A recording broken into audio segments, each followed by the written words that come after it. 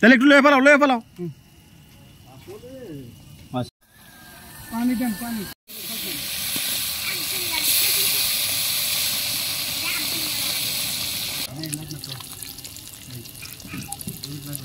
অনেক বড় একটা রাজহাঁস নিয়ে আসছি বাজার থেকে ছাদের উপরে রান্না চলতেছে কাটা পেঁয়াজ সব বাটাটা আছে না থাকে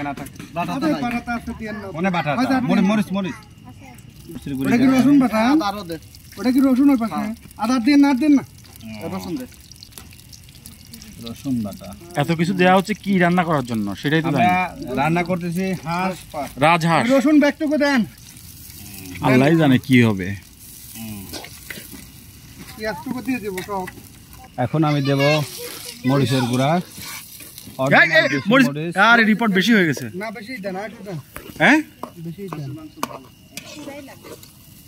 সবটুকু দিয়ে দেন আরে বেশি হলো রে ওই বাস্তি কত সবটুকুই লাগবে আমি তো খেয়াল করি না খাওয়া যাবে না এগুলা আরে কি কোন খাওয়া যাবে কেন এত জাল কি খাওয়া যায় ডাল যত তত টেস্ট বেশি আপনি কি বোঝেন 5 কেজি মাংস রান্না আপনি তো বলেন সবটুকুই লাগবে শুকনা মরিচের গুঁড়ো অত দেয় না এখন অবশেষে আমরা আপনি তো বলেন সবটুকু লাগবে অবশেষে মশলা পাতি ঝাল বেশি হলে টেস্ট বেশি হয় টেস্ট মি ইউ ফুসি স্পাই জাল হলুদ মরিচ সবই সাদ্দামের ডিসিশনের মতো দেওয়া হচ্ছে টেস্টের বিষয়টা দেখা যাক কি হয় মাছ একটা কুটে দিয়ে আইছি আবার কোন জন্য 150 মাছের রান্না আমি প্রতিদিন করি 100 150 আর এইরকম টেস্ট হয় আমি এক পিস খেয়ে দৌড় মারবো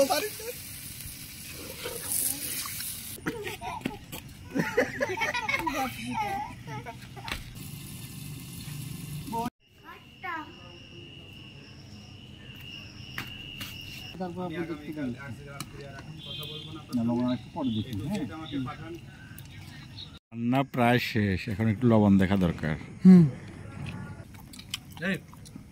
আরো ভালো লাগবে শক্ত আছে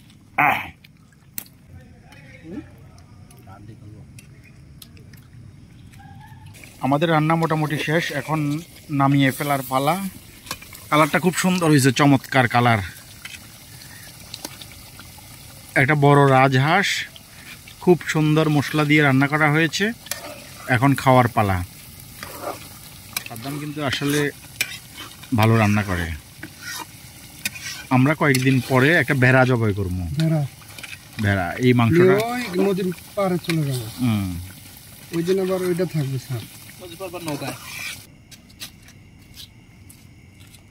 আরে ওস্তাদের মায়ের রাখি দিলাম আমরা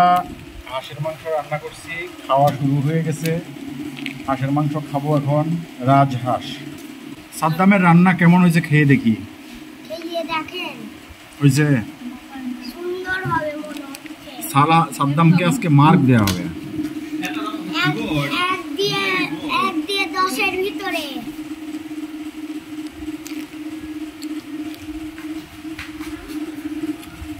আলহামদুলিল্লাহ অনেক মজা হয়েছে आप कोशी खाবার ভিডিও করবেন কিন্তু শেয়ার নেবেন হ্যাঁ কোशी খাও তোরা শুনে দিলাম হ্যাঁ এক গালে ভাত তো 22 প্লেট হ্যাঁ এভাবে 22 প্লেট একবার হ্যাঁ